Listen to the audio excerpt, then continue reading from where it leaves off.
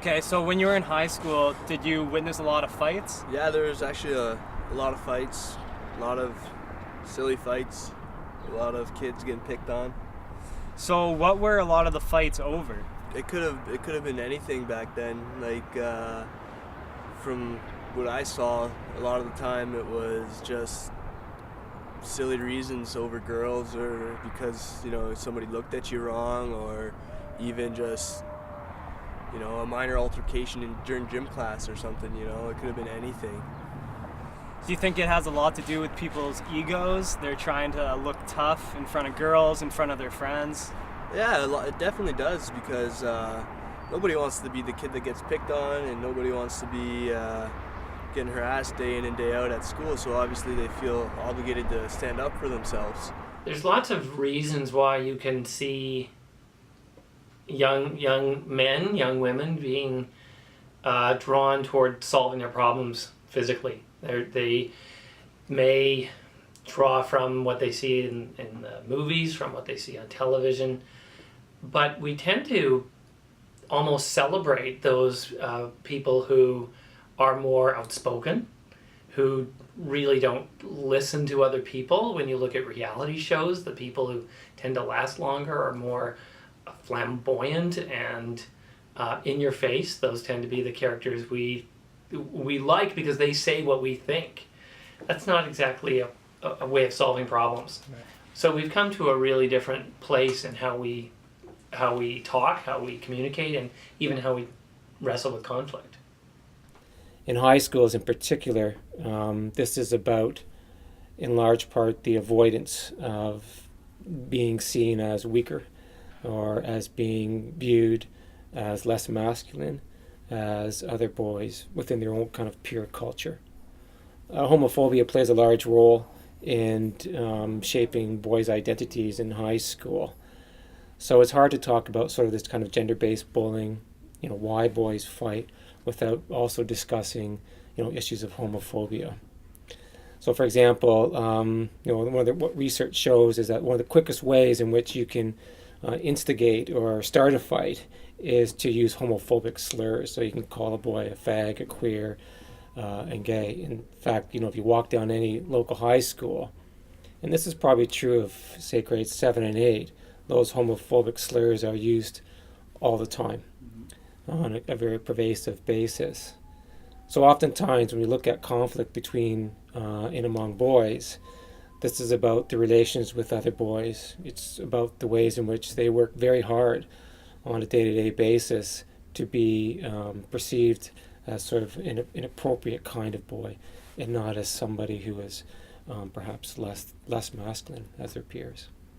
A concussion is basically bruising on the brain. So your head hits something, and your brain on the inside hits either the front and hits the front and hits the back, right? So causing some kind of damage to the brain there.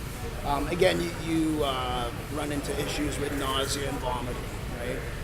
Dizziness, headaches, also some memory loss. If swelling occurs, that's actual more than just a concussion. That's where you get into pressures in the brain and subdural bleeds and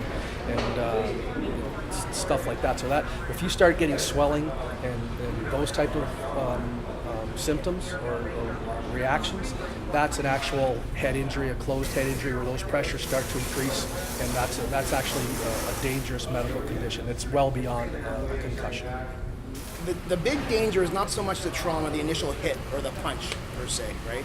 It's when you get hit, you go unconscious on your feet, and you fall backwards and you hit your head on either cement or the planters that are out on the street, or the curb, or parking stops and kind of things like that. That's the real danger there. Not so much the initial trauma itself, although that can cause a lot of damage also, but it's your head. You're not really controlling your body on the way down. Your body goes limp, you fall down, hit your head, right? And that can be a major issue, right? We wanted to talk to you about what happened to you that one night after the bar, basically. Well, it was 3.5 years ago now.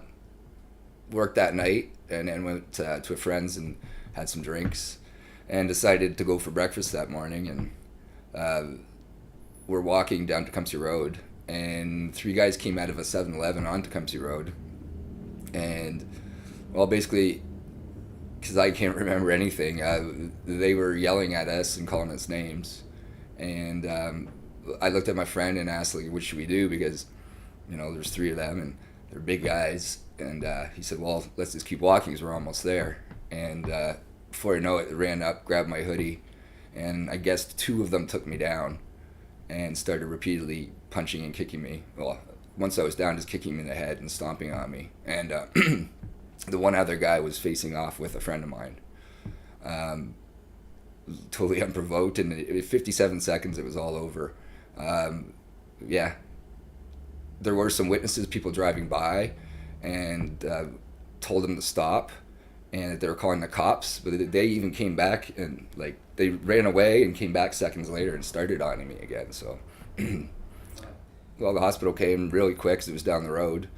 I almost died that morning. Severe head trauma. There was so much bleeding and they couldn't stop it, and I didn't know if I was going to make it, so I was hours in surgery. Had to open up my head and drain it, and basically they open up the head, drain it, and see, once they put everything back together, how it's going to heal. A day goes by and the blood didn't clot. It wasn't clotting, it was still happening, so they had to open me up again. I died twice on the operating table, but they brought me back, obviously. So after all these fights that you've seen, did the fighting even resolve what the issue was to begin with? In my opinion, no. Because I believe that any problem in life can always be resolved for talking, because we are civilized now, right? So, honestly, because of the fights downtown, you're left with a nasty charge on your name. Just like stuff like that, it just kind of makes you think, is it really worth it in the end? And in my opinion, it's not, because you'll mess up your entire life for one little small issue, which probably isn't even a big issue, because it seems bigger at the time because you've been drinking and you've been partying and stuff like that, right? So no, in my opinion, it's not worth it at all. It's honestly a big waste of time, and that's why clubs have bouncers, to prevent that from happening. Do you think a lot of these fights could have been prevented? Oh, most definitely, yes. A lot of it too was not having supervision, I guess, like out at the back fence there where all the smokers would go, and and that's where a lot of the fights happen. Do you think a lot of the fights happen there because there's so many cameras in the school and there's teachers everywhere, that the back fence was kind of that spot where people would go to kind of get away with stuff? A little bit, yeah, definitely. If it didn't happen at the back fence, we'd go down the street and it would happen right there. It wasn't anything special. So now that you're older, we've been out of high school for probably 7 or 8 years or so now. Do you look back at a lot of it and just kind of see how pointless it was? Yeah, definitely. I myself didn't fight a lot. I'd never really fought in high school. I'm not really a fighter, but definitely a lot of the fights that I saw were over nothing, man. Like things that people could have just walked away from. It's hard to pinpoint, again, with having so many possible explanations about why someone may engage in fights. We know that people are likely to be aggressive when they're frustrated, so you can't get a parking spot, or you get stuck in traffic and it's hot and it's humid, and so we find there's more shootings in California. There's more honked horns in Arizona on hot, sticky days. So you have to look at the environment around you that may promote that. There may be expectations of someone being told by their friends, are you gonna let them walk all over you like that? So they may, as you're saying, may be grandstanding on behalf of their friends. So would they do that if their friends weren't around? That may be the more relevant question. Are there any tips that you could give to high school students to help them avoid these conflicts or even deal with them better? Well, I think it's probably best to begin with the educators, the teachers. So the question may then be, how can educators and teachers help boys think more closely about not just sort of the identity constructions, but how to resolve conflict in more healthy and productive ways. It's been my experience in schools, elementary and high schools, that one of the most significant challenges is getting teachers to develop more sophisticated knowledges around gender. So unfortunately, most teachers still believe gender is an outcome of biology or some kind of manifestation of inner essences. If they operate from that sort of what is now largely an uneducated view of gender, it's going to lead them to inappropriate strategies. So if you can get teachers to begin to think about gender as a social construct, an historical construct, then you can lead them to develop conversations in class that can ask, critical questions to boys, but also to girls. What does it mean to be a boy, a real boy? What does it mean to be a man in this context? What kinds of harm comes to boys from acting particular kinds of ways, for adopting particular kinds of forms of masculinities? Start say right away, I was in a fog for I'd say the first 6 months pretty much. My ears would ring and I couldn't, I'd have a hard time paying attention, and I used to have seizures as well. I have to take medication probably for the rest of my life because I've had seizures. As time progressed, I've gotten better at certain things, but it's a long healing process, and I'm never going to be, how I was or who I was before that. Do you still have any issues to this day? Do you have headaches because of it or anything like that? Headaches, not so much. Dizziness. I have a problem focusing and thinking about things. I have to really, stop and work at one thing at a time.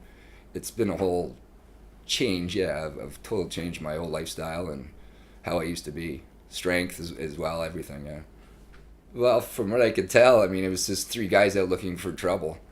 It seemed they had been up all night as well, or whatever, and they were looking for trouble. They all had been in trouble with the law many, many times, and gotten off on it as well. It's disgusting. They were a lot bigger than us, and there was more of them than us, and there's just no reason for it at all. And I think violence for no reason, it's not right.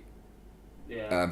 Even fighting for no reason. There's reasons to fight in life, to protect your friends or yourself or your family, but not just jumping people. It's just completely unacceptable. I don't understand it, and Do you know, did they end up catching those guys that did that, and did they get in trouble for that? All three were caught right away. Well, within the next day. There was lots of surveillance footage, but it was all from different angles, and it was hard to tell who did what. Went to court a long time later. They were charged with aggravated assault, and two of them ended up getting off because of technicalities, because they couldn't place who did what to me.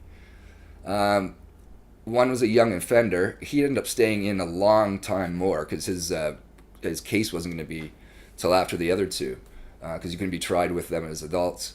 So he ended up doing some more time, and he basically pleaded guilty. Didn't get much time, and he apologized in court and whatever. But it seems, he had some remorse, but the other two, and it doesn't seem they had any remorse for what they did. I think they just thought they beat somebody up. They didn't know until they were told, the severity of it a day later, that I might not make it. I don't think they set out to kill anybody. Yeah. But that's the thing is, taking it too far. What is that? It can happen so quick, and then someone's dead. So.